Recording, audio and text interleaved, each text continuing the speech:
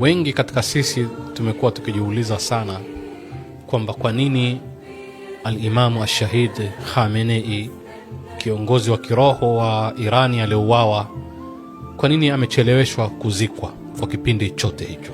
Assalamu alaykum wa rahmatullahi wa barakatuh. Innal hamdalillah nahmaduhu wa nasta'inuhu wa nastaghfiruh wa na'udhu billahi min shururi anfusina wa min sayyiati a'malina. Man yahdihillahu fala mudilla lahu wa man yudlil fala hadiya lahu. وأشهد أن لا إله إلا الله وحده لا شريك له وأشهد أن محمدا عبده ورسوله أما بعد.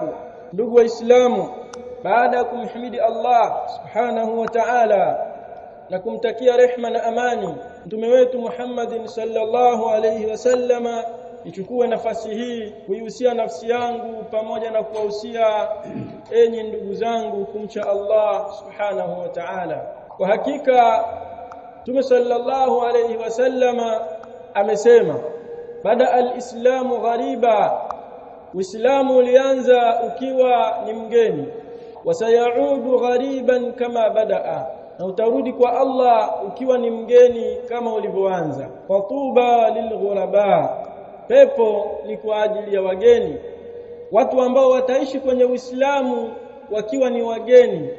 Ulianza ukiwa ni mgeni na walioshikamana nao wakawa ni wageni, na Uislamu utaenda kwa Allah ukiwa ni mgeni na watakaokuwa wameshikamana nao watakuwa ni wageni. Fatuba lilghuraba, Mtume akasema pepo ni kwa ajili ya wageni hao. Masahaba wakamuuliza Mtume sallallahu alayhi wasallama, wa manil ghuraba ya Rasulullah, wageni hao ni kina nani ewe Mtume wa Allah? Mtume akasema alladhina yuslihuna idha afsada an-nas, ni wale ambao wanatengeneza pale ambapo watu wanaharibu, watu wanakosea, watu wanateleza, watu wanaharibu. Wale wanaokuja kutengeneza na kunasihi na kusafisha, hao ndio wageni. Na ndio maana Mtume sallallahu alayhi wasallama akatuambia ya kwamba ad-dinun nasiha, dini ni kupeana nasaha, dini ni kukosoana, dini ni kuelekezana. Masahaba wakamuuliza nasaha hizo ni kwa ajili ya nani? Mtume akasema lillahi wa lirasulihi wa likitabihi wa li'immatil muslimina wa 'ammatihim. Nasaha ni kwa ajili ya Allah, kwa ajili ya mtume wake, na kwa ajili ya kitabu chake, na kwa ajili ya viongozi wa Waislamu, na kwa ajili ya Waislamu wote. Kwa lazima tupeane nasaha pale ambapo itaonekana tumeanguka ama tumeteleza. Kwa msingi huo, yako mambo muhimu ambayo lazima tuwekane sawa na tuelekezane kuhusiana na dini yetu tukufu. Tarehe 28 ya mwezi wa pili aliuawa kiongozi mkuu wa nchi ya Irani, Ayatullah Ali Khamenei. Alipigwa bomu katika mashambulizi ya anga yaliyofanywa na Marekani kwa kushirikiana na Israeli. Ikatokea fujo kubwa sana, vita ikalindima katika hizo nchi, na sisi kama Waislamu tukawa tuna furaha kwa sababu waovu wanauana. Marekani ni makafiri wa Kinasara, Israeli ni makafiri wa Kiyahudi, Irani ni makafiri wa Kishia. Kwa sababu ya kuuana kwao ikaleta aueni katika Uislamu, kwa sababu yale mauaji yaliyokuwa yakifanywa na Irani dhidi ya Waislamu wa Yemen, dhidi ya Waislamu wa Syria, dhidi ya Waislamu wa Lebanon, dhidi ya Waislamu wa miji mbalimbali yakawa yamezima. Kiongozi huyo alipouawa, kwa taarifa iliyopo mpaka leo hii ninapozungumza na wewe, hajazikwa, bado hawajamzika. Sasa kuna Shia mmoja ambaye ni Mtanzania, na wenda asiwe Mtanzania lakini anazungumza lugha ya Kiswahili. Nimepata klipu yake Shia huyo akitamka maneno haya, akitoa taarifa hii na kuwatafutia udhuru wa Irani kwamba kwa nini mpaka leo hawajamzika kiongozi wao. Wengi katika sisi tumekuwa tukijiuliza sana kwamba kwa nini al-Imamu al-Shahid Khamenei, kiongozi wa kiroho wa Irani aliyeuawa, kwa nini amecheleweshwa kuzikwa kwa kipindi chote hicho? Katika maneno yake nimeokota nukta kuu nne. Nukta ya kwanza anasema lengo ni kulenga tarehe. Kwa hakika lengo ni kulenga tarehe ya kuuawa kwa mjukuu wa Mtume al-Imamu al-Hussein, na huyo alikuwa katika familia ya Mtume, kwa maana ya kizazi cha bwana Mtume sallallahu alayhi wa alihi wasallam. Pointi ya kwanza inayowafanya wa Irani mpaka leo hawajamzika kiongozi wao, wanalenga kumzika tarehe inayoambatana na tarehe ya mauaji ya Hussein ibn Ali, ambaye aliuawa tarehe 10 katika mwezi wa Muharram, ambaye ni wiki chache zijazo. Nukta ya pili anasema wa Irani wamelitizama swala la mazishi ya al-Khamenei. Wa Irani wamelitizama swala la mazishi ya Khamenei, Mungu amrahamu, kama ni jambo kubwa sana linalomhusu kila mwananchi. Kwa hivyo kuna haja ya maandalizi ambayo yatashirikisha wananchi wengi kwa kadri ya haja ya wananchi kushiriki katika hilo. Hii ni moja katika nukta za muhimu ambazo zimekuwa za msingi sana katika kulifanya jambo hilo la kuahirisha mazishi yake. Kwa hiyo nukta ya pili, wanataka siku ya kumzika mzee huyu, babu huyu, kuwepo na wananchi wengi sana kwenye mazishi yake, na ndio maana wakalenga ile siku ambayo kufanya maandamano katika kumbukizi ya kifo cha al-Hussein ibn Ali, ambaye kihistoria walimuua wao wenyewe. Nukta ya tatu anasema lakini Irani imekuwa katika vita kwa kipindi kirefu. Lakini Irani imekuwa katika vita kwa kipindi kirefu ambapo ni zaidi ya mwezi mmoja, na stability au hali ya utulivu wa ndani imekuwa ni mdogo, jambo ambalo liliwanyima kufanya maandalizi vizuri ya kuweza kushiriki katika swala zima la kumzika. Pointi ya tatu, kilichosababisha mpaka leo asimzike babu ni kwa sababu hali ya ndani ya nchi haijatulizana.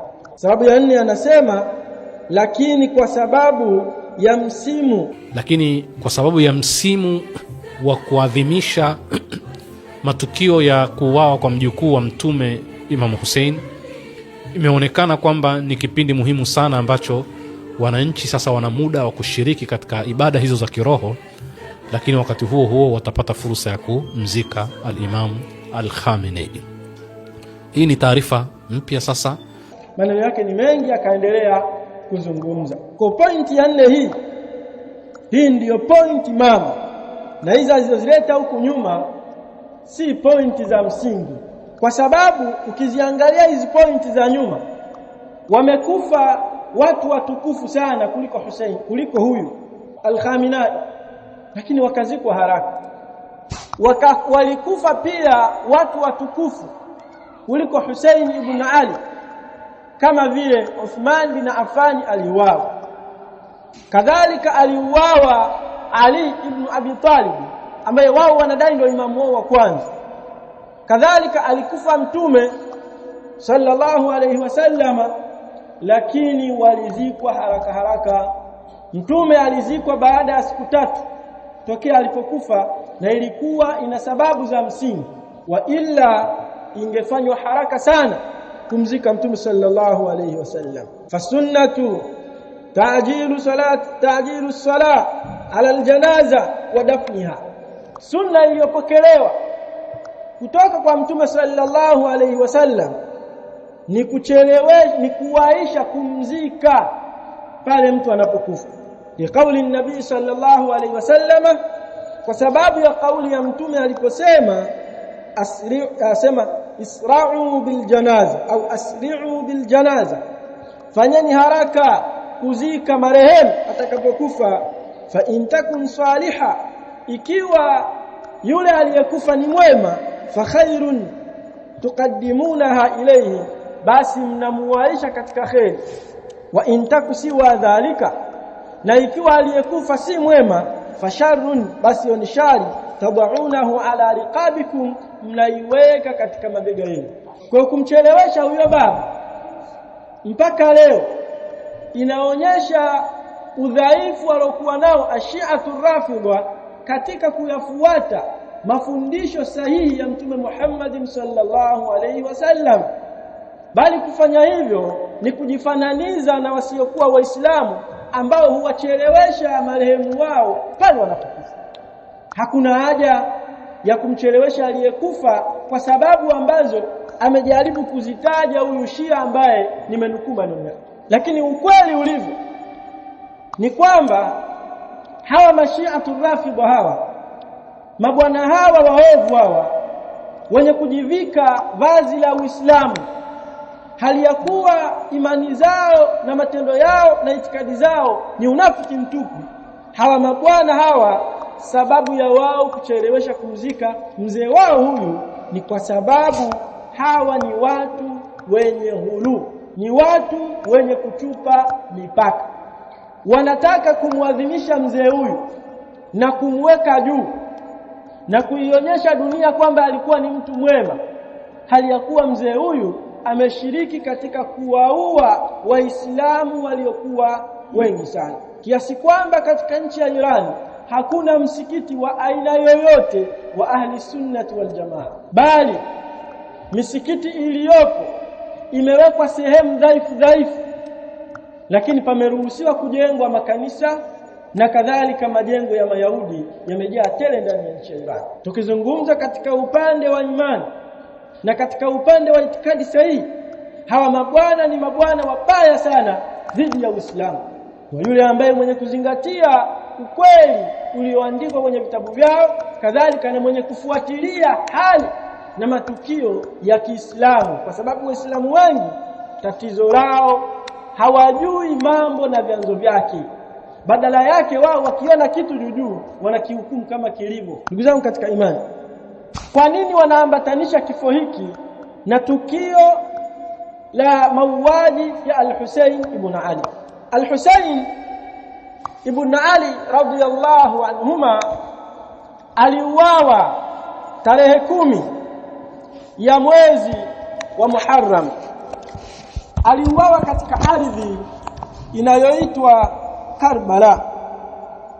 Katika ardhi hii aliyouawa, ambapo aliyomuua ni asili ya hawa mashia wa leo.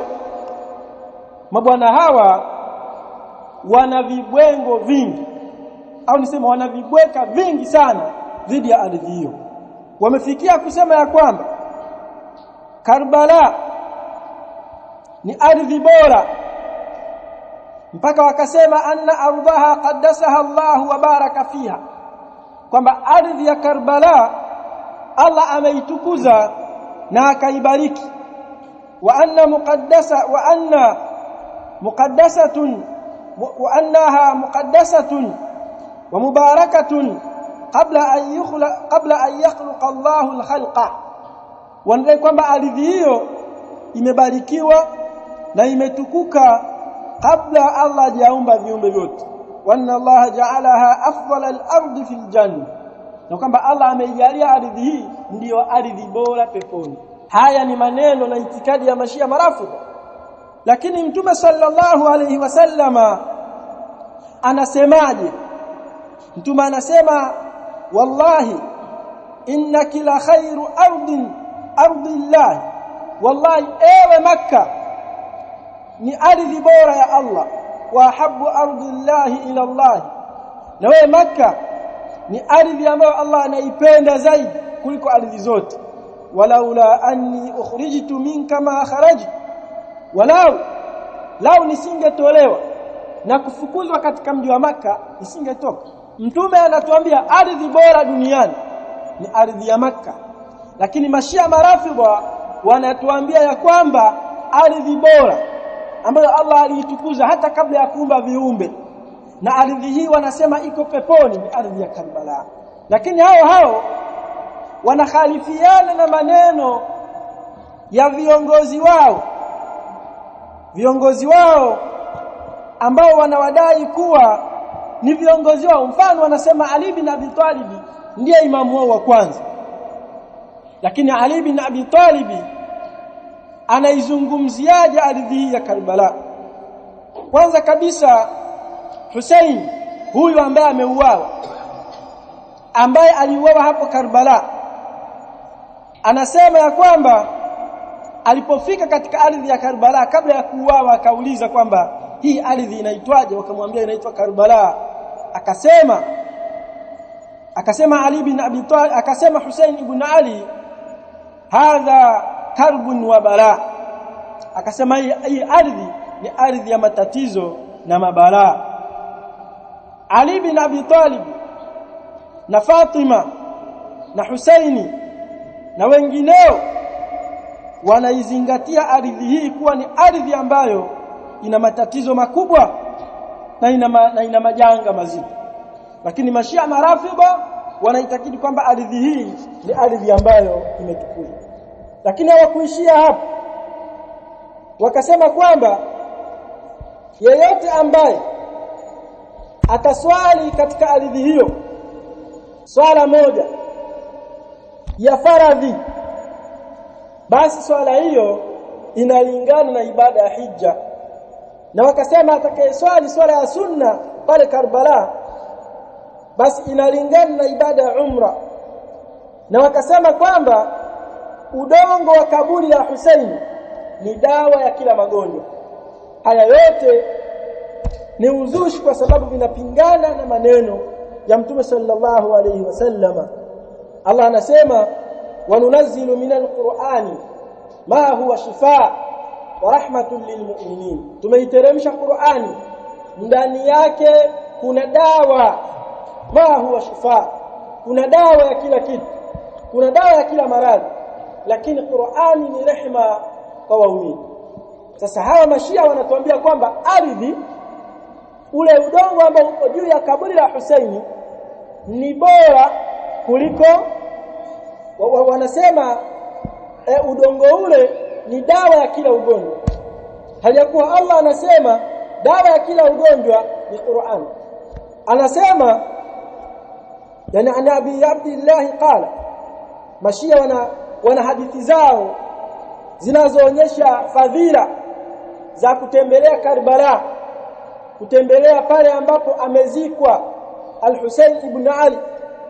Wanasema kutoka kwa Abu Abdullah amesema man zara al-Husayn alayhi salam kataba Allahu lahu 80 hijja mabrura, kwamba mwenye kumtembelea Husaini radhiyallahu anhu kule Karbala alipozikwa, Allah anamwandikia, yani mwenye kutembea kwenda kule Allah anamwandikia hija 80 tena zilizokubaliwa, malipo yake yametikiwa na Allah tabaraka wa taala. Wa Abi Abdullah qala man ata qabra al-Husayn, mwenye kwenda katika kaburi la Husayn arifan bihaqi, hali yakuwa anajua haki ya Husayn na kaburi lake, kana kama hajja thalatha hijaj, anakuwa ni kana kwamba yule mtu ambaye amehiji hija 3 maa Rasulillah sallallahu alaihi wasallam wa ali, pamoja na Mtume sallama na familia yake. Kwa hiyo haya yote ukiangalia unaona namna ambavyo hawa mabwana ni waongo na wanatukuza hilo eneo, mpaka wamefikia hatua wamejenga kaburi. Lile kaburi lile limejengewa katika hiyo nchi ya Karbala, katika mji wa Karbala. Karbala ni eneo lipo katika mji wa Iraq, lipo katika mji wa Kufa katika nchi ya Iraq. Lakini maajabu ya mabwana hawa, wana makaburi 3 ya Hussein. Kuna kaburi lipo Cairo Misri na wanalitembelea. Kuna kaburi lipo Damascus Sham wanalitembelea, na kuna kaburi lipo Karbala Iraq wanalitembelea, na yote wanaitakidi ndani yake vimezikwa vichwa vya Hussein. Sasa Hussein alikuwa na vichwa vingapi? Yani kichwa kimoja kipo Cairo, kingine kipo Sham Damascus, kingine kipo Iraq. Sasa Hussein alikuwa ana vichwa vingapi? Ndugu zangu katika imani, hawa mabwana wameharibu sana Uislamu ambao Mtume sallallahu alaihi wasallam ameuacha. Lakini katika kuonyesha utukufu wa ardhi ya Makka, Mtume anasema inna Ibrahima harrama Makka, Ibrahim aliifanya Makka kuwa ni mji mtukufu, wa inni haramtu al-Madina, na mimi nimeufanya Madina kuwa ni mji mtukufu. Fal haramu haramani la thalitha lahuma, miji mitukufu ni miwili, hakuna mji wa tatu. Miji mitukufu ni Makka na Madina basi. Sasa kinachowafanya hawa mabwana wafikie huko ni nini? Kinachowafanya wafikie huko ni kwa sababu ya kupituka mipaka, kutupa mipaka. Anasema Allah subhanahu wa ta'ala ya kwamba ya ahla alkitabi la taghlu fi dinikum, enyi wa Kristo na Mayahudi, msichupe mipaka katika dini yenu kwa kuongeza kile ambacho hakipo kwenye dini au kwa kuondoa kile ambacho kipo kwenye dini. Msifanye hivyo. Lakini makatazo haya Mashia wanayajua na bado wanaendeleza. An Ibn Abbas radhiyallahu anhuma qala fi qawlihi ta'ala wa qalu la tadharunna alihatakum wala tadharunna wadda wala suwa'a wala yaghutha wa ya'uqa wa nasra, qala hadhihi asma'u rijalin salihin min qaumi Nuh. Abdullah ibn Abbas alifasiri aya hizi tatu katika sura Nuh. Allah anasema waqalu, wala makafiri washirikina walipoambiwa waseme la ilaha illa Allah, wamwabudu Allah peke yake, wakaanza kuhamasishana. Wale viongozi wa kishirikina wakawa na wakataza wale watu wao, waqalu, wakawaambia la tadharunna alihatakum, msiwaache miungu wenu, wala tadharunna wadda wala suwa, msimuache Mungu wadda wala Mungu suwa, wala yaghutha wala msimuache Mungu yaghutha, wala yaghutha wala yauqa, na wala msimuache Mungu yauqa, wa nasra, na wala msimuache Mungu nasra. Sasa ukiangalia hawa washirikina kwenye aya hii walikuwa wanaabudu Mungu moja, mbili, tatu, nne, tano.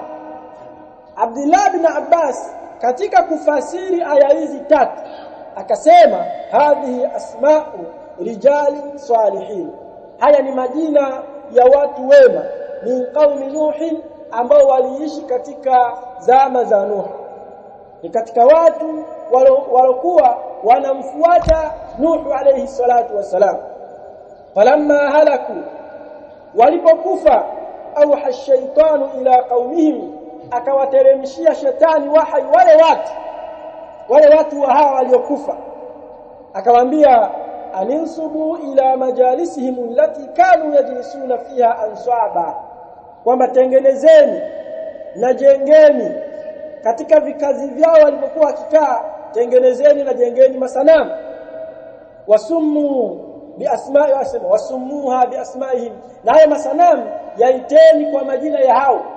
Kwa maana sanamu moja aliiteni Wadda, jingine Yaghutha, jingine Yauqa, jingine Nasra. Fafa'alu walam tu'bad, wale wafiwa wale wakafanya hivyo, lakini masanamu hayakuabudiwa. Hata idha halaka ulaika, mpaka hao waliojenga masanamu walipokufa, yani kile kizazi kikafa.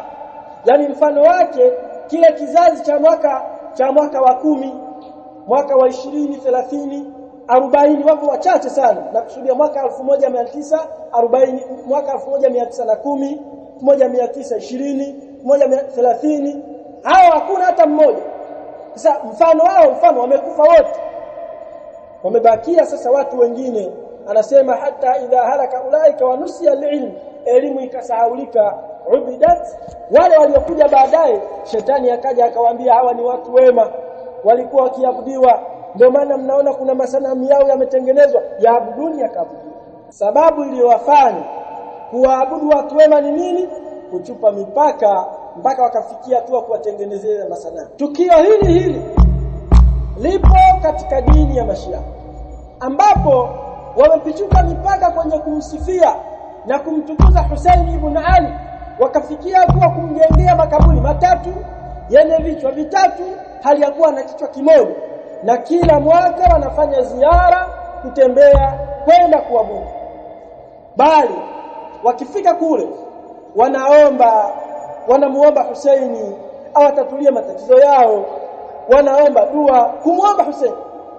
Mpaka siku moja khabithi mmoja, kiongozi wa Mashia Tanzania, Ahmed Jalala, anakuja ametoka Karbala, anakuja anaanza kudanganya watu na analia kabisa.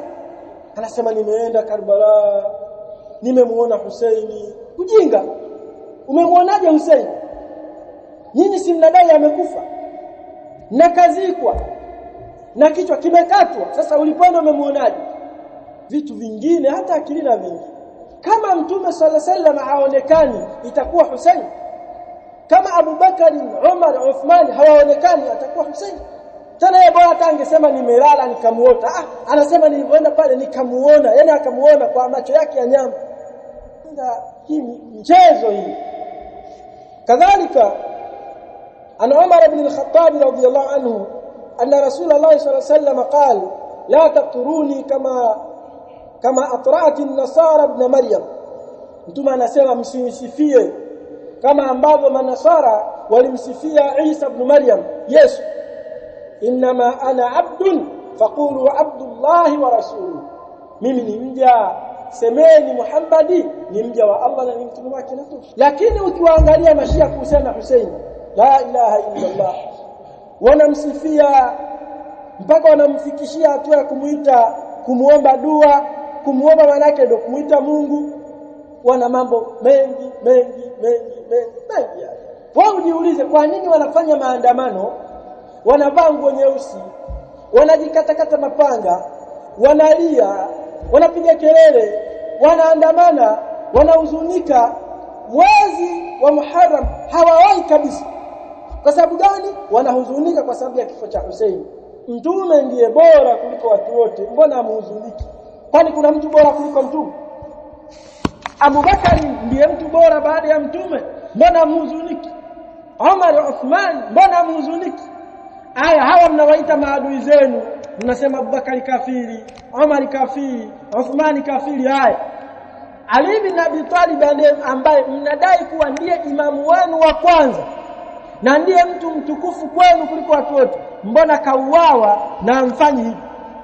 Sababu kauawa Ali ibn Abi Talib kwa uadui, mbona amfanyi hivi? Hussein Hassan ambaye mnadai kuwa ndiye imamu wenu wa pili, mbona alipokufa hamjafanya hivi mnaofanya? Lakini kadhalika Mtume sallallahu alaihi wasallam Ali ibn al-Hussein huyu ni imamu wao wa nne. Na tukisema maimamu wao si kwamba ni maimamu wao, wamejibambika tu. Ali ibn al-Hussein ambaye ni maarufu kwa Zainul Abidina, siku moja alimuona mtu amekuja kwenye kaburi la mtume. Kulikuwa kuna kama kuna uwazi, akajichomeka kule kwenye uwazi, akaanza kumuomba mtume. Sasa huyu imamu wao wanne kwa madai yao wakamkataza yule bwana, wakala akasema ala uhadithukum bihadithin sami'tuhu min abi an jaddi ar-rasulillah sallallahu alayhi wasallam, je nisikuhadithieni hadithi ambayo nilisikia kutoka kwa mtume, nilisikia kutoka kwa baba yangu Hussein, na baba yangu alisikia kutoka kwa babu yangu Ali, na Ali alisikia kutoka kwa mtume sallallahu alayhi wasallam. Qala, akasema la tattakhidhu qabri ida, mtume amesema msilifanye kabri langu ni sehemu ya ziara za kila mara. Yani wewe kila wakati unaenda pale, tena kwa muda maalum kwa ajili ya kumuomba. Wala buyutakum qubura, wala msizifanye nyumba zenu makaburi. Wasallu alayya, niswalieni mimi, semeni Allahumma salli ala Muhammad wa ala ali Muhammad kama sallaita ala Ibrahim wa ala ali Ibrahim innaka Hamidum Majid katika swala. Ama nikitajwa semeni sallallahu alayhi wasallam, fa inna taslimakum la yablughani aina kuntum, hakika dua zenu mnazoniombea mkisema sallallahu alayhi wasallam, dua zenu zinanifikia popote nilipo. Aqulu qawli hadha astaghfirullah. Innal hamdalillah nahmaduhu wa nasta'inuhu wa nastaghfiruh wa na'udhu billahi min shururi anfusina wa min sayyiati a'malina, amma ba'd. Ndugu zangu katika imani, Mashia Marafidha ni watu waovu sana, kwa sababu wanadhihirisha Uislamu, wanavaa viremba, wanavaa majoho, wanavaa makanzu na makofia, wanakaa kwenye mihirabu, wanasimama misikitini, wanazungumza kwa lugha ya Uislamu, wanatoa mali zao, wanatoa michele, vyakula, mavazi, wanasomesha watoto yatima kwenye shule zao maalum. Lakini ukweli nyuma ya pazia wameficha ukafiri na uyahudi wa wazi, kwa sababu kitendo chao cha kusema ya kwamba Mtume sallallahu alaihi wasallama zakari yake itaingia motoni. Zingatia maneno hayo. Miongoni mwa itikadi za Mashia wanasema utupu wa mtume utaingia motoni siku ya kiyama kwa sababu ulimuingilia kafiri Aisha, yani mke wa mtume alayhi salatu wasalam, kafiri, lakini wanamtumu kuwa ni mzinifu. Kitendo cha kusema hivi huwezi kuwa Muislamu. Lakini pia hawa mabwana Ashiatu Rafidha wana maneno machafu dhidi ya Qur'ani tukufu. Wanasema ya kwamba masahaba walibadilisha Qur'ani hii ambayo imeteremka, ambayo ipo kwenye msahafu, hii sio, bali kuna nyingine. Na nilimsikia siku moja huyu kiongozi wa Mashia Tanzania, Hemed Jalala, anasema harafu aya, kwamba masahaba wamebadilisha zile aya za Qur'ani. Afu mwishoni akasema bi'sa martakabu, ubaya ulioje walioufanya, kwamba masahaba wamebadilisha Qur'ani. Hii Qur'an tunayoisoma sio Qur'ani. Sasa wewe unakuwaje Muislamu alafu unapinga Qur'ani? Wakaenda wakawakufurisha masahaba wote ni makafiri isipokuwa masahaba 7 peke yao, na wanawataja kwa majina kabisa: kina Ammar bin Yasir, kina Miqdad, kina Abu Faris, kina Suleiman al-Faris, kina Abu Sasan al-Ansari, kama Abu Dharri al-Ghifari. Maswahaba 7 peke yao, kwamba hawa ndio Waislamu, wengine wote makafiri. Kama ndio hivi, maana yake wale waliotuletea Uislamu kina Abu Huraira, sababu hadithi nyingi za Abu Huraira, kina Anas bin Malik, kina Aisha radhiallahu anha, kina Abdullah bin Mas'ud, kina Abdullah bin Abbas, hawa wote makafiri. Hasa huu Uislamu tuliopokea sisi umetoka kwa makafiri. Maana yake nini? Maana yake hata sisi ni makafiri, sababu tumepokea Uislamu wa kikafiri. Maneno yanapaswa kuzingatiwa, lakini ukiwaangalia utaona ni Uislamu, lakini mabwana hawa ni wanafiki. Na ndio maana hili tukio la babu Ayatullah al-Khamenei ambaye hawajamzika mpaka leo, wanataka kulipeleka mpaka tarehe 10 ili yale maandamano yao na kuadhimisha kwao kifo cha Husaini viambatane pamoja, ili wamtukuze, wamnyanyue juu, wamchupisha katika mipaka ambayo hastahili kuwa. Lakini wanakhalifiana na hadithi ya Mtume. Mtume anasema fanyeni haraka kuwazika waliokufa, asli'u, fanyeni haraka bil janaza, kuzika jeneza. Kwa hiyo ndugu zangu katika imani, hao ndio Mashia Marafidha, na vurugu lao linakaribia kuanza, kwa sababu tarehe 1 ya mwezi wa Muharram wanaanza balaa lao, na mtaona tarehe 10 ya mwezi wa Muharram watu wanaandamana wa huku Tanzania, wamevaa nguo meusi, wanaadhimisha msibani. Yani wapo kama wale Mayahudi na Wakristo wanapofiwa wakavaa misuti mieusi na miguo mieusi wakaenda kuzika. Na wako hivyo wanavaa miguo mieusi, wanapita barabarani na mabendera yao yameandikwa ya Hussein. Kwa ndugu zangu, kuweni makini na mabwana, kuweni makini, msiendekeze njaa, sababu Waislamu wengi mnaendekeza njaa. Akija Shia anamsomesha mtoto wako bure, wewe unampa tu. Haya, mpe, baadaye mtoto wako litakuwa lishasoma ndio, lakini linakuja hapa linamtukana Mtume, linamtia motoni Mtume. Afu tuone siku ya kiyama wewe umekaa mbele ya Mtume unaulizwa, kwa nini mtoto wako alimtia motoni? Acheni kuendekeza njaa, kwa sababu eti wanatoa mchele, wanatoa unga, waende na mchele yao na unga wao. Kwani kabla hawajaja tulikuwa hatuli? Watoto walikuwa hawasomi, mambo yalikuwa hayaendi? Jibu lake mambo yalikuwa yanaenda. subhanakallahumma wa bihamdika ashhadu an la ilaha illa anta astaghfiruka wa atubu ilaik. Barakallahu fikum wa jazakumullahu